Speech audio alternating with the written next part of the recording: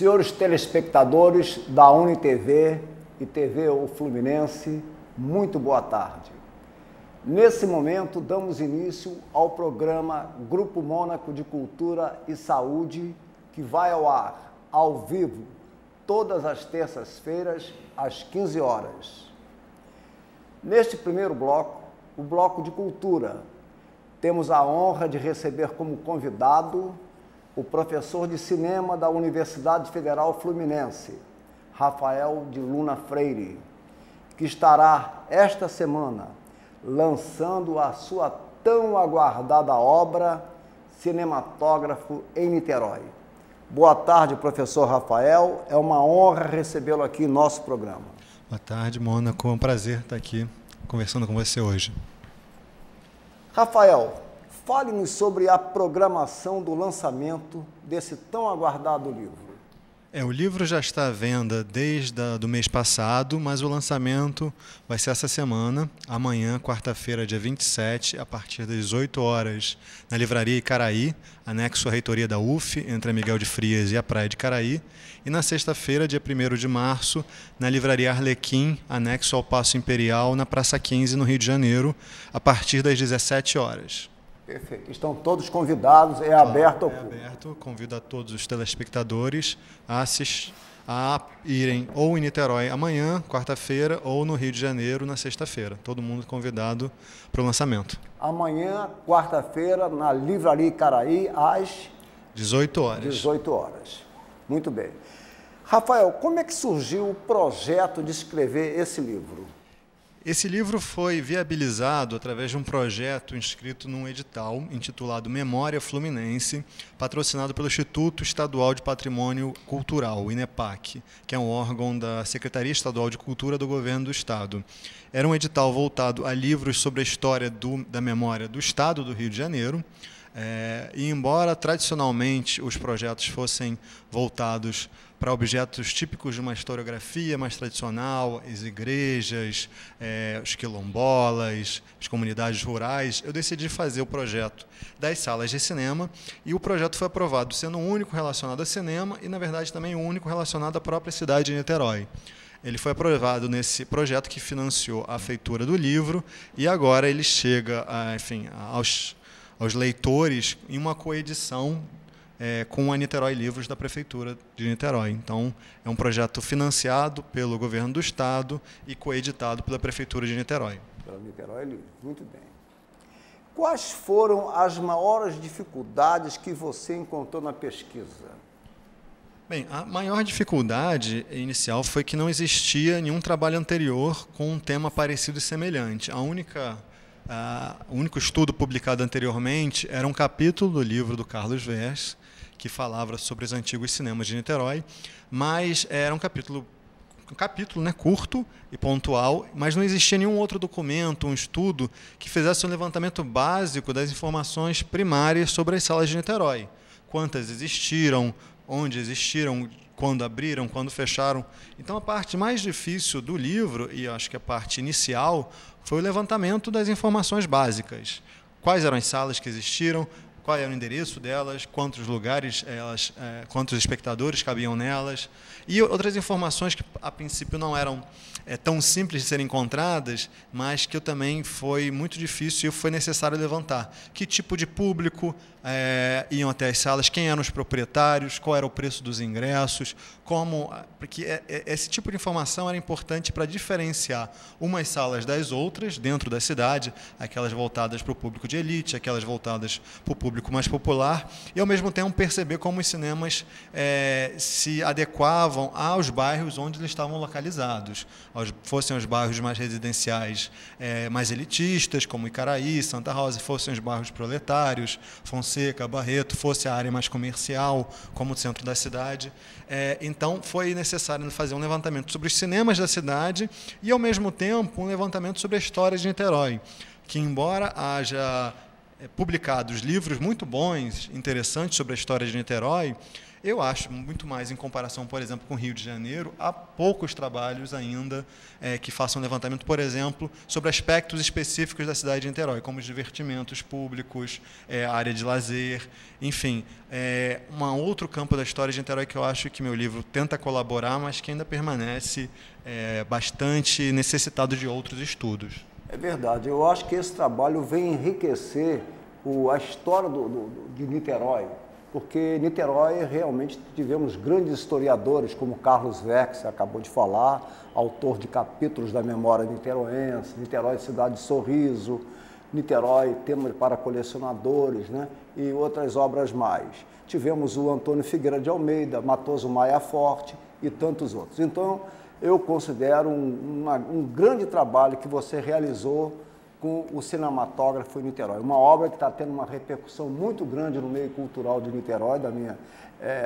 O comentário é muito favorável sobre esse lançamento. Parabéns pelo seu trabalho. Em que medida Niterói se aproxima ou se diferencia de outras cidades brasileiras em relação à história das suas salas de cinema? Eu sou pesquisador e professor da área de cinema, então tive que me aprofundar na história de Niterói para fazer esse livro, mas eu conheço bem, e meu tema de trabalho é sobre circuito exibidor cinematográfico, ou seja, mesmo onde os filmes são exibidos, particularmente no Brasil. Na verdade, existem outros trabalhos sobre salas de cinema, sobre a história de salas de cinema de determinada cidade, mas a maior parte se concentra em capitais, e sobretudo em Rio e São Paulo. E, na verdade, a situação do mercado exibidor nessas cidades, eu diria que é a exceção e não a regra. A maior parte do Brasil é formado e sempre foi formado por cidades médias e pequenas. E eu acho que o meu livro é o primeiro sobre uma cidade que já foi capital, mas não é mais capital. Isso mostra, na verdade, diferenças em relação a como o cinema, como negócio, prosperou, por exemplo, no Rio de Janeiro, associado a grandes empresários. Enquanto em Niterói, particularmente, era interessante que, muitas vezes, os donos das salas de cinema ou eram exibidores de fora da cidade, do Rio de Janeiro, sobretudo exibidores que tinham salas no subúrbio do Rio de Janeiro e que abriam salas também em Niterói, empresários teatrais, também, uma vez que muitas das salas de cinema de Niterói, particularmente até os anos 50, funcionaram como teatro também, por isso são chamados cine-teatros. E um traço mais interessante era perceber como, na verdade, muitos dos donos das salas de cinema em Niterói eram comerciantes que viam o cinema como qualquer outro tipo de negócio. Eram donos de serrarias, donos de mercearias, donos de lojas de secos e molhados, e que no momento em que o cinema era um grande negócio, uma oportunidade de lucro, abriam também salas de cinema, mas sem serem especialistas ou trabalharem especificamente com o mercado cinematográfico. Eram comerciantes como qualquer outro que tinham comércio ali próximo, então ao lado ou em cima, no sobrado, em que já tinha um outro tipo de negócio, muitas vezes abriam sala de cinema. E eu acho que essa é uma particularidade do meu estudo e que talvez seria o caso de outros pesquisadores verem se esse padrão se repetiria em outras cidades semelhantes a Niterói no Brasil. Uma observação assim, muito importante, muito interessante. Como esse livro se insere em sua carreira como professor e pesquisador de cinema? Eu sou professor na Universidade Federal Fluminense de História do Cinema Brasileiro. Então, me dedico, dentro da história do cinema, particularmente às manifestações cinematográficas no Brasil. Dentro da minha área, a maior parte dos estudos se concentra nos filmes feitos no Brasil, por brasileiros, ou seja, nos filmes brasileiros. Nos últimos tempos, e o trabalho cinematógrafo em Niterói se insere nesse aspecto das minhas pesquisas, eu tenho me dedicado não só aos filmes feitos no Brasil, mas, de um modo geral, como os filmes são vistos no Brasil pelos brasileiros, independente de serem filmes brasileiros ou estrangeiros.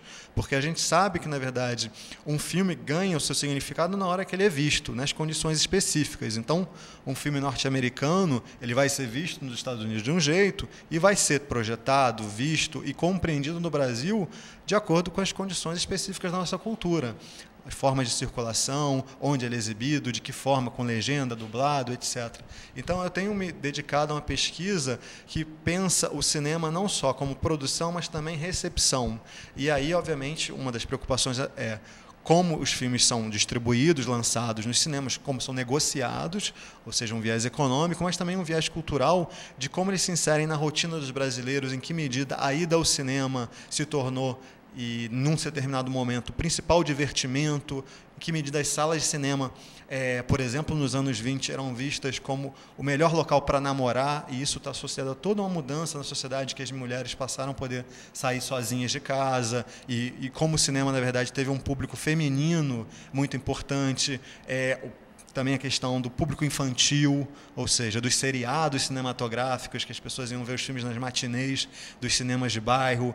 Então, todo um tipo de sociabilidade que passa, não só... E a gente sabe que, tradicionalmente, o Brasil sempre viu muito mais filmes estrangeiros que brasileiros, mas, independente de um julgamento de se o filme é brasileiro ou estrangeiro, a forma de ir ao cinema, eu acho que é um tema que tem me interessado cada vez mais, e como alguém que cresceu em Niterói, fazia sentido eu tratar desse tema, particularmente na minha cidade. Você me fez até voltar à minha juventude, ao meu passado, quando falou em matinê e filmes em série. Então nós, na juventude, ficávamos ansiosos para ver a continuação daquela... Claro. Parabéns pelo seu. Rafael, qual foi a sua motivação para escrever esta grande obra? Eu acho que a principal motivação para eu escrever esse livro, em grande parte, eu acho que é um sentimento que muitas outras pessoas compartilham comigo aqui em Niterói, que é o fato da gente ter muito poucas opções de cinemas hoje na cidade. Eu cresci, morei em vários bairros de Niterói, mas a minha adolescência foi toda passada, particularmente em Caraí. E em Caraí eu tive a oportunidade de frequentar várias salas de rua. A maior parte não existe mais hoje, ou está fechada, ou realmente acabou. E foi uma experiência muito importante para mim. Não à toa eu decidi fazer faculdade de cinema e me tornar historiador de cinema. Esse fato, por exemplo, de poder ir num cinema e, de repente, e depois andando no quarteirão seguinte em outro, ver duas sessões, ou, enfim, essa coisa de passear pelo bairro e o bairro ter diversos cinemas na sua geografia. Isso acho que me marcou muito e foi muito doloroso, acho que para todos nós, vermos como essas salas foram acabando bastante recentemente. Isso me fez pensar que talvez contar as histórias das salas de cinema, pensando inclusive que há muitas pessoas jovens hoje que não conheceram mesmo cinemas, como o Cinema Icaraí, o Cine Central, o Niterói, que fecharam 10, 15 anos atrás. Hoje já tem uma geração que não conheceu sequer essas salas. Então, acho que foi interessante voltar ainda mais atrás e mostrar como o Niterói teve uma vocação forte para a ida ao cinema e como é importante, e isso justifica e nos motiva a lutar para reverter a situação atual de escassez de opções. Eu acho que é importante a gente sempre pensar que o cinema deve ser visto de formas diferentes. E se a gente tem apenas um modelo só, e não tem mais opções, isso é bastante empobrecedor. E como é que você analisa a situação atual de Niterói após o fechamento de tantas salas de cinema nos últimos anos, né? Eu acho que a gente passou os últimos 5, 6 anos com um quadro bastante difícil, no qual você não tinha opções, poucos cinemas existentes nos shoppings viviam lotados, não ofereciam, inclusive, as condições pelo qual você paga o preço alto do ingresso de projeção, de conforto, etc. Então, você era mal servido por cinemas, inclusive pela falta de concorrência, e muitos filmes, inclusive, não chegavam a Niterói. Você sendo obrigado a se deslocar para o Rio de Janeiro para ver filmes que não chegavam na sua cidade. Não chegavam, não é uma cidade qualquer, né? Uma cidade grande como Niterói não tem essas opções. Então, acho que Niterói vive ainda um momento muito ruim, muito difícil, mas que eu vejo que há perspectivas de melhora. Enfim, a compra do Cinema Icaraí, a perspectiva de, finalmente, reabertura do Cine Arte UF, as discussões em torno do Museu do Cinema. Então, eu acho que é preciso manter essa mobilização que ocorreu nos últimos anos para que a gente decida o que a gente quer que ocorra com essas salas e lute para que as opções que surjam sejam as melhores possíveis. Ou seja, não podemos achar que as coisas virão fáceis. Nós temos que continuar lutando para reverter essa situação difícil. Então, acho que a gente vive num quadro muito ruim, mas eu acho que é um horizonte de melhora aí próximo. Então, qual é a importância no contexto atual de se preservar antigas salas de cinema como o Cinema Icaraí, por exemplo? Eu acho, primeiro, mais básico é você ampliar a oferta de filmes no Brasil, no Niterói, atualmente restrita a poucas salas que, obviamente, exibem apenas os filmes lançados com o maior número de cópias, as principais produções de Hollywood. Então, como a gente tem poucas salas de cinema, poucos filmes chegam e opções que fogem vamos dizer assim, dos blockbusters fica muito difícil. Então, acho que é importante a reabertura de certas salas, tendo uma programação, inclusive, que não se paute somente pelo lucro, que amplie a oferta e tenha um cardápio cultural mais rico na cidade. Além disso, eu acho que é necessário, inclusive para essas novas gerações que a gente está falando, que tenha uma outra opção e conheçam o cinema fora das shopping centers. Atualmente, uma parte das pessoas só conhece esse modelo, multiplex, salas dentro do shopping, etc. E eu acho que é importante resgatar essas salas que não só têm um valor arquitetônico e um valor afetivo, como representam uma experiência cinematográfica diferente, não necessariamente melhor ou pior, acho que a discussão não é essa, mas simplesmente diferente. E que se a gente não dá essa opção, como eu falei, se torna empobrecedor você ficar refém de um único modelo que hoje existe por razões econômicas, mas que eu particularmente acho que é um modelo que é bastante restrito em relação a outras experiências. Por exemplo, você vê um filme numa sala com 500, 800 espectadores, 1.000 espectadores vendo o mesmo filme, significativamente diferente você vê numa sala de shopping de hoje, que jamais ultrapassam 200, 300 espectadores. Verdade. O cinema de hoje é completamente diferente do cinema do passado. É a mesma coisa, para usar uma analogia, ver um jogo de futebol na geral não é a mesma coisa que ver nas cadeiras especiais. Né? Exatamente. Há pouquíssimas salas de cinema realmente aqui em Niterói. E qual é a sua opinião, Rafael, a respeito dos projetos para o Cinema Icaraí e o Cine Arte UF?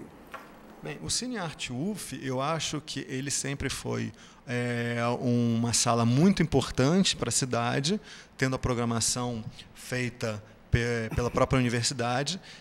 Minha perspectiva para ele é que ele reabra o mais rápido possível e agora sanando problemas técnicos crônicos que a sala sempre teve, principalmente relativo à projeção do som, sempre teve um som muito ruim. Então, eu espero que ela reabra o mais rápido possível com um novo padrão, ou seja, bem melhor do que antes de fechar, mas que se mantenha, na verdade, um perfil que ela historicamente adquiriu, particularmente para a minha geração, a partir dos anos 90, de uma programação alternativa, de um diálogo com os espectadores, com aquelas, por exemplo, retrospectivas de melhores do ano, e que ela não corra o risco de ter, eu acho que é um grande fantasma que assola iniciativas culturais, mesmo ligadas aos poderes públicos, às instituições de ensino, que é de ter uma sustentabilidade comercial, tem que dar lucro. Eu acho que o Cinema Arte UF não precisa dar prejuízo, e pode não dar, porque volta e meia, eu lembro que a sala vivia cheia, mas que deve manter uma programação que priorize o aspecto cultural, artístico, e não simplesmente o aspecto econômico, senão não faria sentido ela pertencer a uma universidade federal. Perfeito, Rafael.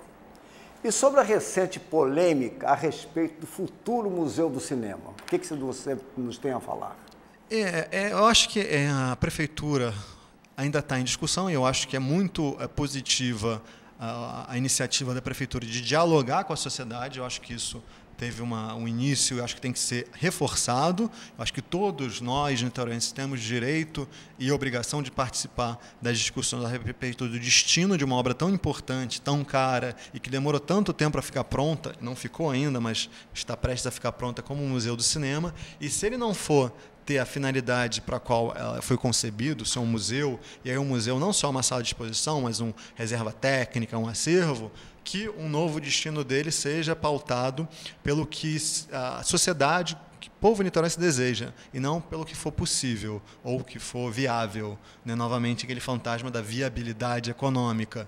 É um órgão público, então acho que com o público que tem que ser discutido qual deve ser a função dele. E aqui eu acho que eu não vou defender uma ou outra, mas sim que todos participem da discussão e que isso seja feito da forma mais democrática possível. Perfeito. E, Rafael, quais são os seus próximos projetos? Bem, eu espero, enfim, o livro Cinematógrafo em Niterói, ele foi financiado por um edital público, editado por uma editora não comercial, então eu estou fazendo uma distribuição que é um pouco difícil, né, de livraria em livraria. Então, meu projeto para os próximos meses é tentar divulgar o livro e fazer com que ele chegue ao maior número possível de pessoas, não só em Niterói, mas também fora de Niterói.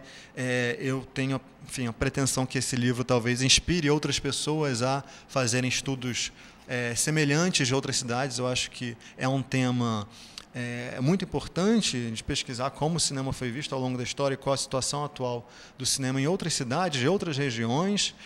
Eu acho que Niterói, na verdade, se alinha a outras cidades também na perspectiva de ter o cinema Icaraí, agora, enfim, pertencente à universidade e à prefeitura, a outras cidades no Brasil. Eu posso citar, por exemplo, o Cine Vila Rica, em Ouro Preto, ou, por exemplo, o Cine São Luís, em Recife, que foram comprados pela Universidade Federal de Ouro Preto ou pelo governo do estado de Pernambuco, e que são salas que foram resgatadas de um destino de virarem igreja, virarem supermercado, ou serem simplesmente demolidas para voltarem a funcionar como cinema.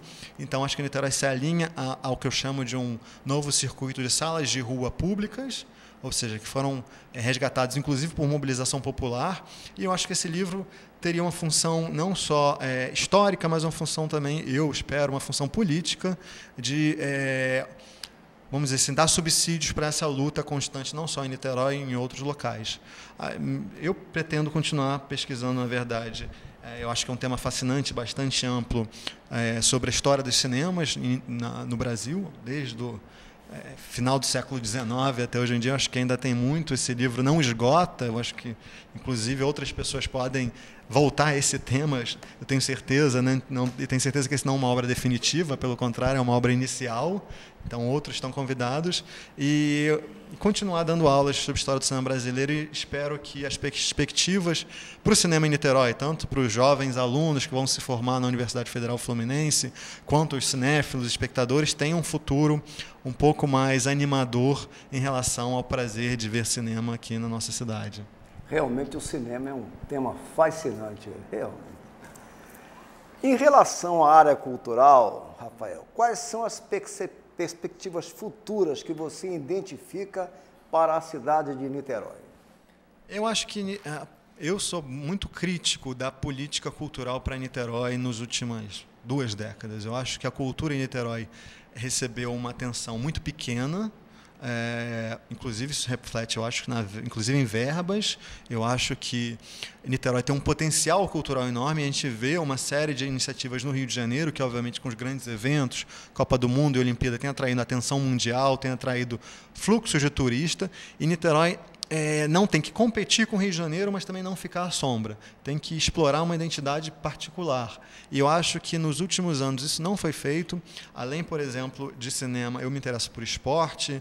Eu joguei minha vida inteira rugby no Niterói Rugby. E, por exemplo, eu vejo o esporte como cultura, e eu acho que também as iniciativas voltadas para a área de esporte no Niterói não foram muito tímidas. E eu vejo um potencial enorme para a cidade, que deve ser explorado. E cultura, na verdade, não pode ser algo subalterno, um detalhe, algo que você dá uma esmola para meia dúzia de artistas para eles ficarem quietos. Tem que ser uma política prioritária para a cidade, porque Niterói, próximo do Rio de Janeiro, tem que ter uma identidade própria, uma identidade cultural própria, tem que ter incentivo dos poderes públicos às manifestações espontâneas dos niteroienses, porque não adianta querer imitar, não adianta querer importar a cultura de outras cidades. Se a gente não investir no que a gente tem de potencial, a gente não vai achar uma cara própria, e a gente vai continuar sendo coadjuvante em vez de ser protagonista. Eu vejo muitas perspectivas de Niterói assumir um protagonismo cultural dentro desse panorama que se desenha para o Brasil e para o Rio de Janeiro em particular nos próximos anos.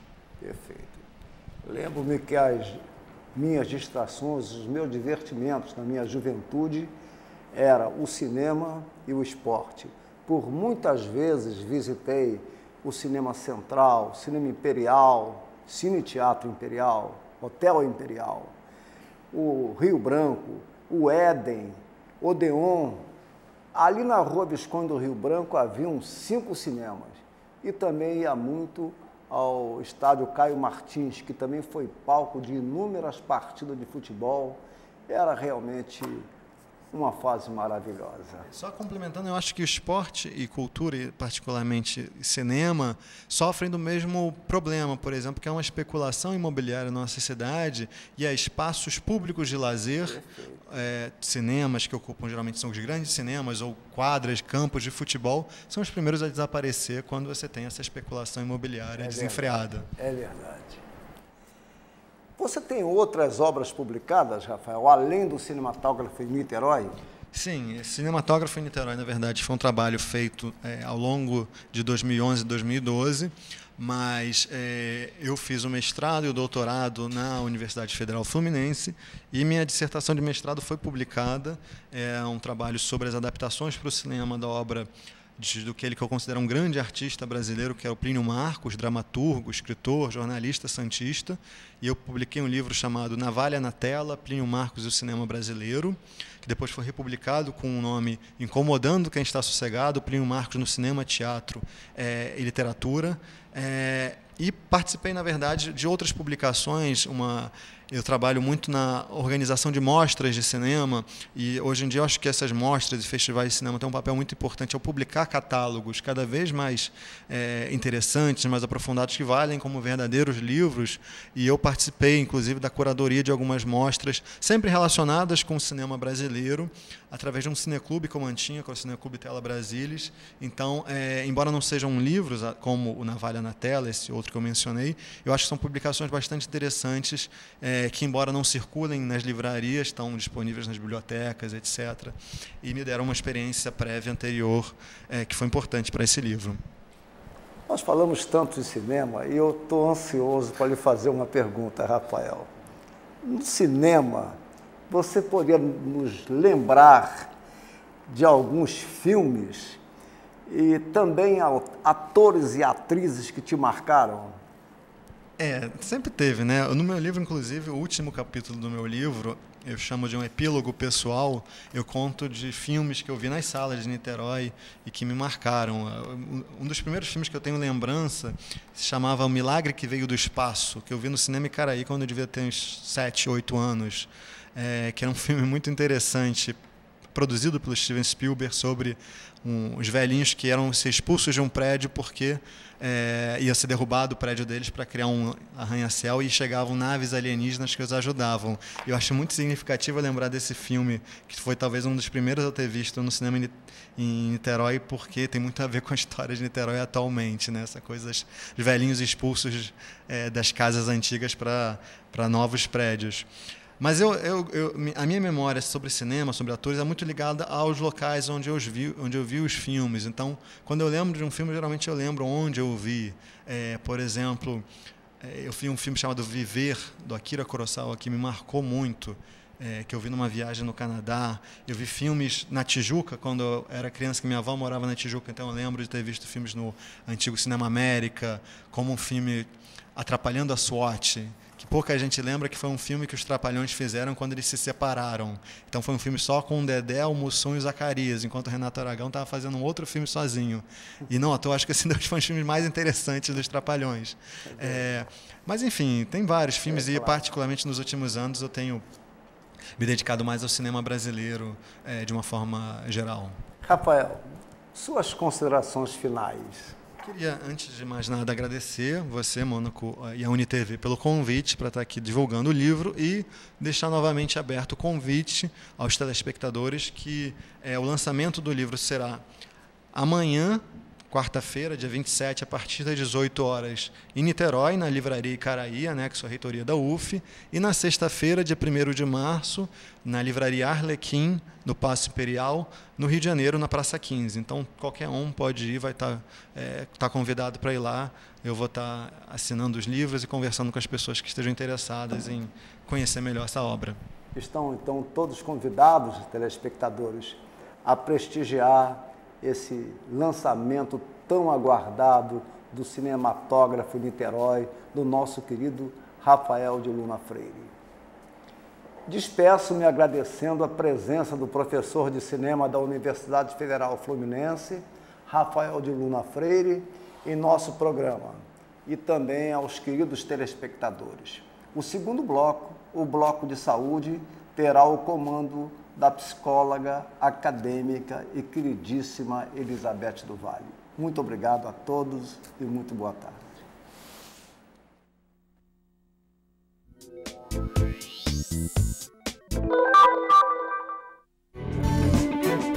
O projeto Conheça a UF tem como objetivo apresentar a Universidade Federal Fluminense aos alunos interessados em cursar o ensino superior em uma instituição pública de qualidade. Eu acho muito interessante, porque dá a oportunidade de a gente conhecer o Instituto, né, o jeito como acontece, como rola tudo, eu acho legal. Durante o encontro, os estudantes recebem informações sobre a estrutura da universidade e fazem uma visitação guiada pelas dependências da UF. Com uma parada no restaurante universitário.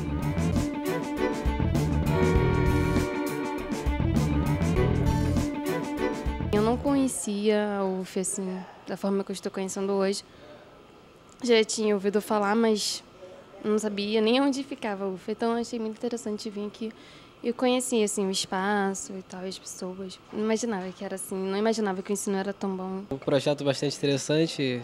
Assistimos agora há pouco uma palestra que nos motivou bastante a prosseguir na universidade, os benefícios que teremos, tudo mais, então foi bem motivante, sim. O projeto Conheça a UF é muito importante porque ele procura dar informação aos alunos do ensino médio, que normalmente não têm muito conhecimento de como funciona a universidade, e assim eles podem desfrutar melhor de tudo que a universidade tem a oferecer, além do próprio curso de graduação. Então nós falamos sobre as bolsas, sobre os intercâmbios, sobre assistência médico-odontológica, ou seja, tudo aquilo que pode beneficiar o aluno nos seus estudos e na sua vida pessoal. Como é um projeto que está sempre em evolução, a gente procura todo ano introduzir alguma novidade. Por exemplo, esse ano foi extinto o vestibular, então a gente está enfatizando a questão do Enem, que é o novo método de seleção dos alunos universitários agora. Outra questão que tem chamado muita atenção é a questão das cotas, que foi decretado pelo governo federal o aumento da quantidade de cotas. Isso causa muita procura por informação, muita curiosidade. Então a gente procura também se atualizar para poder passar essas informações para os alunos. E também uma novidade que nós fizemos esse ano foi gravar entrevistas com professores e diretores de unidades para que esses alunos possam receber essas informações, mesmo quando eles não podem ir a cada unidade de ensino da universidade. Então, aumenta o leque de informações, dada de primeira mão, né, pelo próprio profissional da área, o diretor, o professor, né? Isso faz com que o projeto seja mais produtivo, mais interessante. O Conheça a UF também recebeu neste ano 3 universidades colombianas. Nós passamos a atender, inclusive, alunos estrangeiros, né? Nós recebemos esse ano já 3 missões de alunos colombianos que vieram conhecer a universidade e se interessaram tanto por graduação quanto pós-graduação. Isso possibilita, inclusive, que a UF amplie seu número de universidades conveniadas, o que é bom para nós, porque podemos mandar nossos alunos para esse país, como para eles também virem estudar na UF. Então, nós estamos muito animados em até, a partir do ano que vem, 2013, continuar esse trabalho e ampliar, atendendo alunos de outros países da América do Sul e de outros continentes também.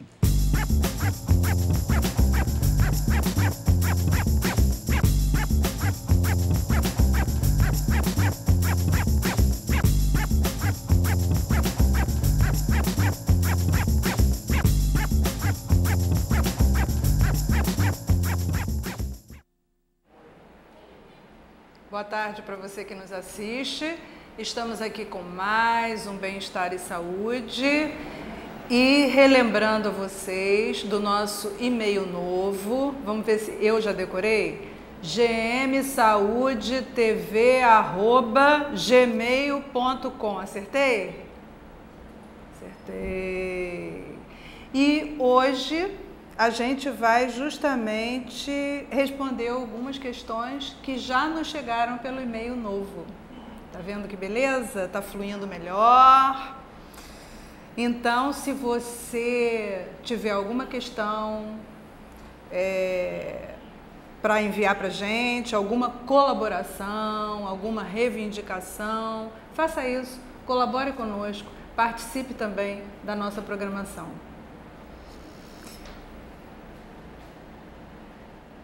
Então, direto ao assunto, né? Elizabeth, sou professora há 4 anos e até hoje sinto dificuldade em relação à maneira mais adequada de motivar meus alunos para as aulas. Sinto que preciso de didática, coisa que meus professores também não me ensinaram. E aqui termina a questão. Só que aqui ela não coloca qual é o nível de que ela atua, né, de ensino e tal, mas tomando assim, de uma forma geral, o que foi colocado,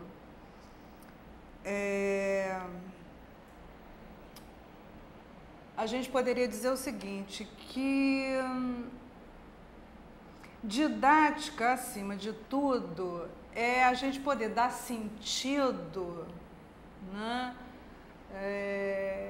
àquilo que a gente, de certa forma, está querendo colocar no momento em que a gente se propõe a responder alguma coisa ou falar sobre um determinado assunto. Agora, isso seria pouco no sentido da gente se perguntar o que poderia motivar melhor uma turma para aprender sobre uma determinada temática. Então, eu iria mais além um pouco e diria que o comportamento aí e as relações afetivas têm um peso muito grande. E nesse aspecto, não só as relações afetivas, mas as relações sociais mesmo. É óbvio que quando a gente está dentro de uma sala de aula, se a gente tem uma certa facilidade no trato social, é óbvio que isso facilita esse comportamento também e essa troca dentro da sala de aula, né? Se a gente tem uma flexibilidade maior na conjugação desse feedback, né, dessa coisa do olhar no olho do outro, do direcionar determinadas questões, né, quer dizer, de estabelecer, de não ter receio de estabelecer essa comunicação mais direta com o outro, ou seja, de no fundo, não ter receio de se revelar para o outro.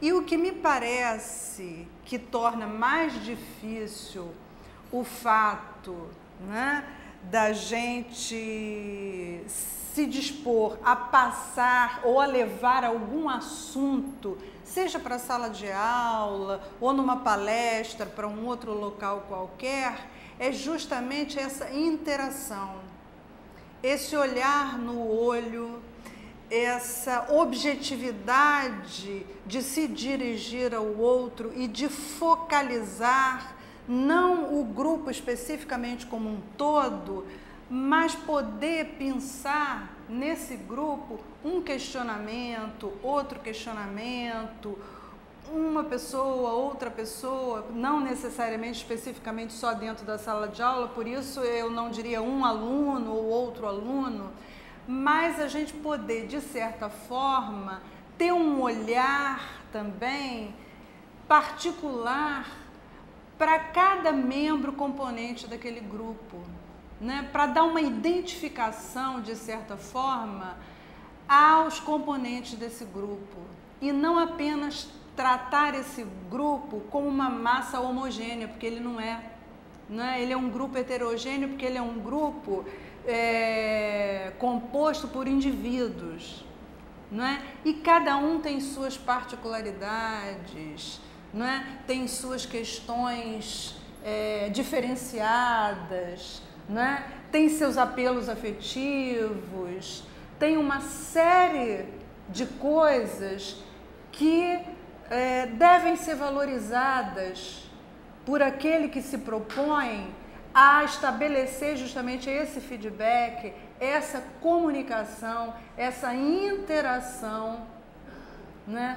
E justamente poder prender essa atenção, né? Quer dizer, o professor, ele prende a atenção do aluno no momento que ele reconhece esse aluno, no momento que ele deixa com que esse aluno também possa se revelar mais um pouco nessa sala de aula.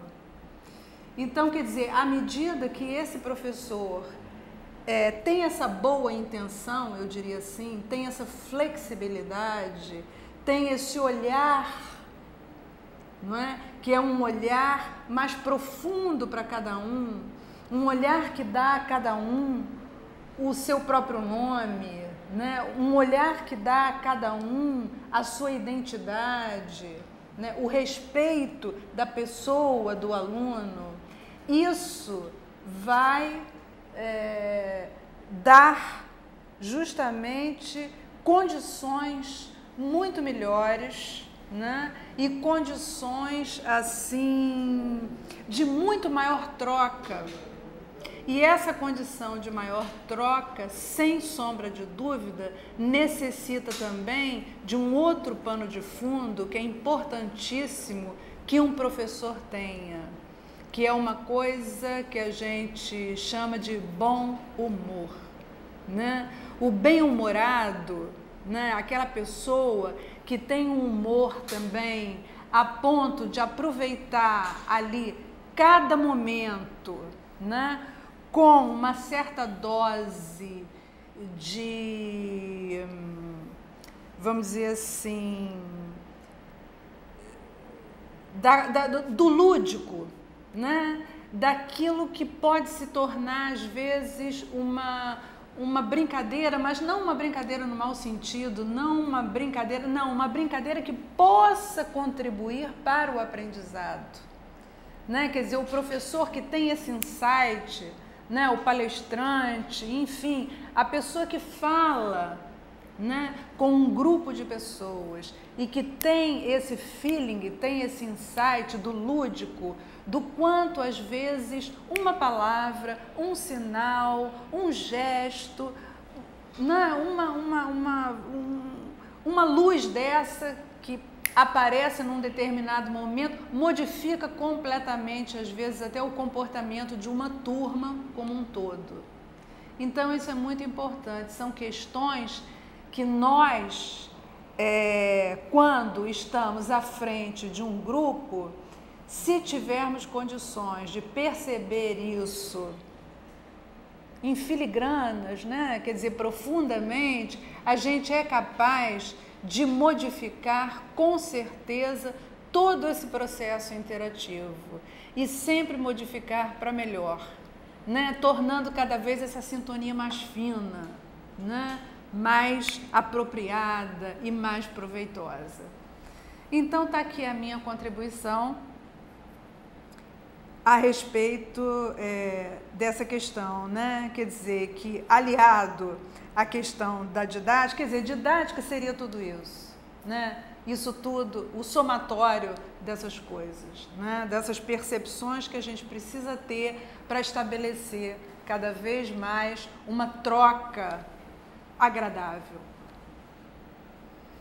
Bom, numa segunda questão, tem um apelo aqui de moradores da Rua Expedicionário Oscar Rossini, em Maria Paula. E a pessoa que escreve diz que gostaria que eu comentasse sobre o descaso da prefeitura com o nosso lixo, que está se acumulando nas ruas, pois o caminhão fica dias sem aparecer, e enquanto isso os mosquitos e outros insetos se proliferam rapidamente, sem falar nas baratas e ratos que também circundam nossas casas e nossos quintais. Gente, Maria Paula, eu acho que Maria Paula é São Gonçalo, município de São Gonçalo, não é? Pertence ao município de São Gonçalo. Não. É aqui perto do Largo da Batalha. Não é não? Porque Maria Paula, eu acho que depois de Pendotiba. Isso. Então, eu acho que não estaria vinculado à Prefeitura de Niterói, sim à Prefeitura de São Gonçalo. Próximo ali do Ouro. Então, esses moradores estão fazendo um apelo e nós estamos trazendo aqui para o ar, né, para ver se conseguimos, então, uma ajuda, né, em relação a essa situação, né, porque a Secretaria de Saúde, ela sempre fala que nas questões, por exemplo, da dengue, é importantíssimo que cada morador faça a sua parte. Mas olha só, para que cada morador faça a sua parte, é necessário que as autoridades competentes também façam a sua parte, né? E o que a gente vê não é isso. O que a gente vê é que as autoridades competentes estão sempre em déficit e estão sempre em falta com os moradores. E se eu não me engano, a dengue está aumentando numa proporção já completamente descontrolada, né? E isso revela justamente essa falta de responsabilidade, essa falta de respeito, né? Essa falta de humanidade. E no fundo, essa falta de tudo que está ligado à educação, à saúde, à segurança pública, à urbanização, enfim, de uma maneira geral, das pessoas responsáveis por essas questões e que quando assumem um cargo para desempenhar essas funções, não desempenham com esse respeito, né, e com essa dignidade, né, que é necessário se ter com a população. Então fica aqui o nosso pedido, né, a nossa solicitação à Prefeitura de São Gonçalo e o nosso pesar também, pelo fato de da gente ter que estar trazendo essa situação, né, que é tão debatida pelas autoridades de uma maneira geral, principalmente ligadas à área da saúde, né? Ah, cada um faça a sua parte, olha, não deixa os pratos de planta com água e tal, e a gente vai, se esforça e faz a parte da gente e tal, e coisa, e as autoridades competentes não fazem a parte que lhes é cabível e que lhes toca, né? E isso deixa na gente um profundo pesar. E é mesmo com profundo pesar que eu coloco essa questão aqui.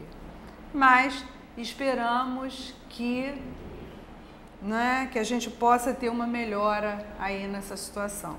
Pelo menos torcemos por isso. Bom, uma terceira questão que nos chega. Tenho 34 anos, sou casado, tenho uma filhinha com 1 ano e meio. E depois que ela nasceu, eu estou desenvolvendo um comportamento muito estranho. Ando apavorado, com medo de que aconteça alguma coisa grave com ela. Estou ficando maníaco com isso.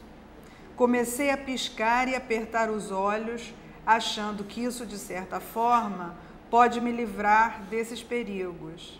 O que é isso? Será que preciso de terapia?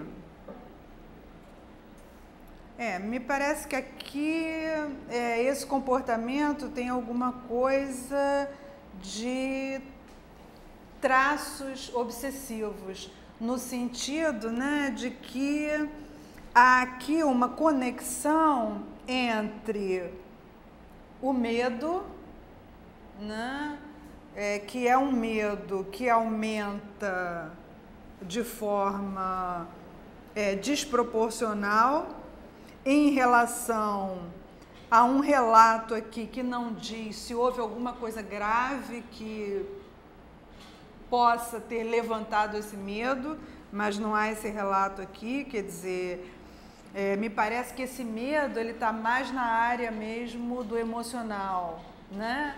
É o medo da vida, é o medo do risco de viver, né? Porque viver é risco permanente, né? Só não corre risco quem está morto, né? Quem está vivo está constantemente correndo riscos. E o que me parece aqui é que esse pai está extremamente temeroso pelo fato do risco agora que ele vai ter que enfrentar, que é o desenvolvimento da sua filhinha, né? Que a partir do momento que ele se torna pai, né?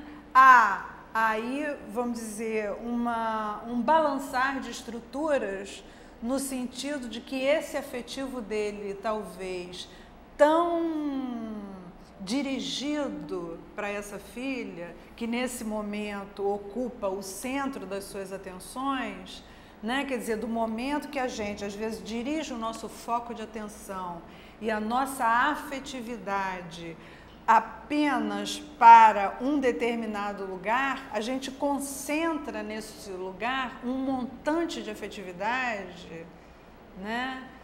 Que é um montante de afetividade que pode trazer um certo receio, né? De vir a perder, né? Esse núcleo no qual a gente está depositando essa afetividade. Né? Muita gente diz o seguinte, às vezes que quando perde um ente querido, diz, é um pedaço de mim que foi, é um pedaço meu que foi embora. Né? Isso é para a gente ver como a gente deposita em outras pessoas, né? Um grande investimento de afetividade, né? Quer dizer, um montante muito grande da nossa energia afetiva. Né? Então, para esse pai, eu diria o seguinte, esse comportamento é um comportamento que mostra um traço obsessivo. Isso não é uma coisa que ocorre de uma hora para outra, provavelmente ele já tem uma personalidade que talvez ele não tenha percebido ainda, mas ele já traz isso, de certa forma, como num processo que vem se desenrolando há algum tempo, mas que agora começa a ser identificado de uma forma mais direta pelo fato de estar trazendo um desconforto maior. Né? Então, se está trazendo esse desconforto maior, por que não procurar ajuda? Por que não tratar? Né? Eu não gosto de rotular situações, né? Talvez outra pessoa no meu lugar rotulasse aqui, dissesse, tá com toque, né? Transtorno obsessivo compulsivo. Sim, pode ser até que outra pessoa no meu lugar dissesse isso, mas eu acho que não interessa se o nome é A, B, C, D, E, F, G, H. O interessa é o procurar a ajuda, procurar o apoio necessário para o diagnóstico e o tratamento desse comportamento. E, a princípio, eu acho que uma entrevista com um psicoterapeuta seria bom para dar mais luz aí nessa questão. E, se necessário, procurar um psiquiatra e tomar algum medicamento que também possa influir nesse tipo de comportamento. Agora, sem essa dose, esse peso dessa coisa preconceituosa que às vezes as pessoas marcam muito, né? Que essa coisa, tem transtorno obsessivo compulsivo, tem toque, tem isso, tem aquilo outro. Não, a questão não é essa. A questão é a pessoa procurar viabilizar, né, uma melhor conduta para ela e para que ela possa relacionar-se com o outro, no caso aí o pai com a sua filhinha, de uma forma mais tranquila, até para que ele possa ir ensinando gradativamente a esse ser que está despontando para o mundo, despontando para a vida, e ainda vai ter muitos desdobramentos afetivos, não é? Que a gente pode, a um determinado momento, né, modificar um pouco um comportamento, uma trajetória de vida e uma maneira de lidar com as coisas que nos circundam. Né? Então, está aí a minha observação. Uma quarta questão totalmente diferente, né, indo já para uma faixa etária. Como lidar com a sexualidade quando a gente já tem mais de 60 anos?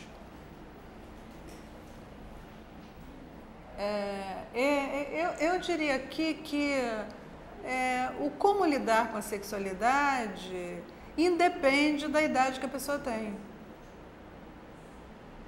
O como lidar com a sexualidade, normalmente, é um reflexo da personalidade e da maneira de viver de cada pessoa, né? Não existe uma receita de bolo, né? Uma receita pronta, porque fulano tem X idade ou Y idade, vai lidar dessa maneira ou daquela outra com a sexualidade. Não existe essa receita de bolo. Muito pelo contrário, aí nesse aspecto, eu diria que a criatividade é importantíssima, né? Assim como a questão lúdica na sexualidade também é importantíssima, né? Tanto que a gente diz em sexualidade humana, né? Na faculdade é que a gente dizia muito isso, que quem não brincou de médico quando era pequeno tem mais dificuldade com a sexualidade. Então, essa coisa, né, do despir-se não é só uma questão de você tirar a roupa, literalmente falando, né, de você despir-se fisicamente, né, para ter, né, um relacionamento ou um encontro sexual com uma outra pessoa. Não é isso. A questão vai muito além disso tudo, né? A questão está no como você faz isso, né? Na liberdade que você tem para fazer isso, se você realmente tem intimidade para fazer isso ou não tem. E isso não é a outra pessoa que te dá, né? É você que, de certa forma, vai conquistando essa performance, vai, acima de tudo, trabalhando a si mesmo no sentido de se conhecer cada vez melhor e conhecer-se a ponto de lidar melhor com o outro, né? A não ser aquelas pessoas que doentiamente têm dificuldade no lidar com o outro e teria dificuldade, portanto, nas relações sexuais. E aí fica naquela coisa do virtual, fica se masturbando na frente do computador, né? Ou então lendo revista Playboy, né? Isso aí sim é uma patologia para um adulto, isso não é uma patologia para um adolescente. Agora, para um adulto é um negócio extremamente patológico, né? Porque um adulto deve poder, né, ter a possibilidade, a criatividade, não é? E a tranquilidade, de certa forma, de poder relacionar-se, de poder usufruir, de poder cada vez mais entrar nessa intimidade que está muito além do físico, mas que perpassa o outro como um todo e a essência desse outro e a sua própria essência. Então, isso seria viver uma sexualidade plena, uma sexualidade na sua integridade. Gente, então, vocês estão me zerando? Um minuto. Tem outra questão aqui. Tenho 46 anos, sou advogado, estou passando por um estresse muito intenso. De 2 anos para cá não estou dando conta do meu trabalho, tenho dificuldade de concentração e já não tenho a mesma disposição para o volume de trabalho a realizar. Gente, não vai dar tempo de resolver, de responder essa questão, vou deixar para o outro programa de respostas. Ó, meu beijo, até o próximo programa.